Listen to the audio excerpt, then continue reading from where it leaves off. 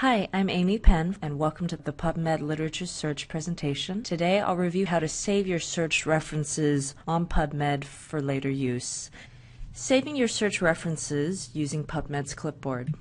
So what exactly is PubMed's Clipboard? Clipboard is PubMed's method of storing your selected articles on the internet. You can think of it as a way to bookmark articles that you find interesting and you want to keep for referencing on the internet. However, if you don't touch the clipboard for 8 hours, it will automatically delete all the selections you've made.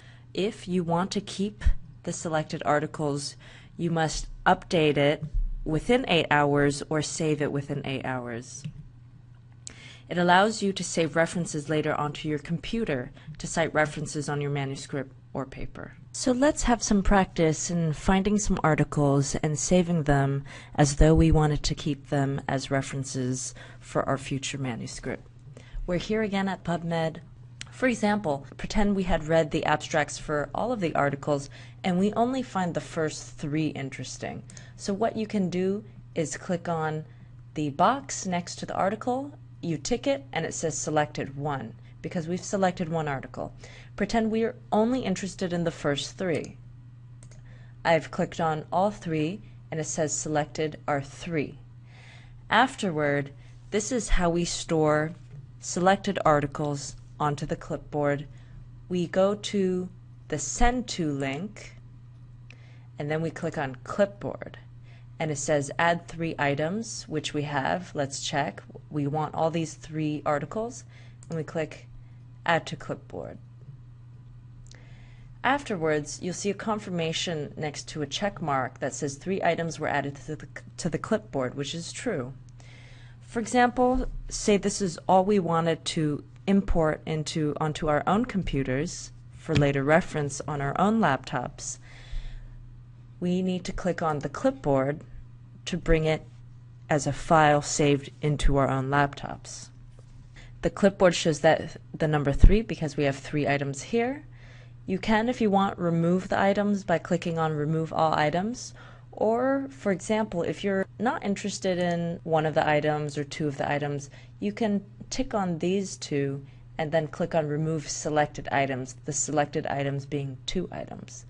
But for our purposes now, let's pretend we want to keep all these articles and move straight into saving the clipboard onto our own computer as a file. In order to save your clipboard references onto your computer, click on Send To and then click on File. Afterward, you'll have to choose a format. If you have a citation manager program such as EndNote, you need to know what format is compatible with that program. In our example here, however, we will use the format Medline, as it is compatible with EndNote, a very popular program for managing references. Other format options are also available, such as summary text and abstract text. I will show you later how they appear after being saved. Medline is crucial if you'll be using EndNote because EndNote will not understand and not recognize another format. After selecting Medline, click on Create File. By default, it will save your file under the name PubMed_result regardless of the format. Here's a sample of what the summary text format option looks like. It shows the plain text of your references in the order in which they were saved onto your clipboard. Now here's a sample of what the abstract text format looks like. This shows the plain text version of the abstract that is publicly available on the PubMed website. As you can see above, it does not format the references in the same way as the summary text format. Depending on what is useful for you, you can choose different formats for your saved searches. Again, this is just to review what directions you take after saving all your clipboard articles onto the PubMed clipboard.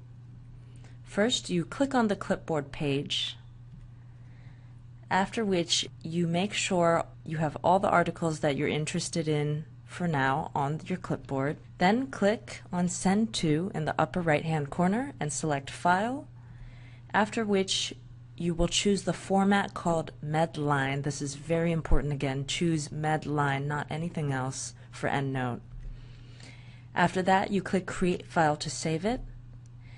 And after you click on Create File, Pubmed's Clipboard will save as pubmed_result as a text file, as a text document. Again, remember where you save this file because that will be crucial for learning how to use EndNote. This concludes the PubMed Literature Search presentation.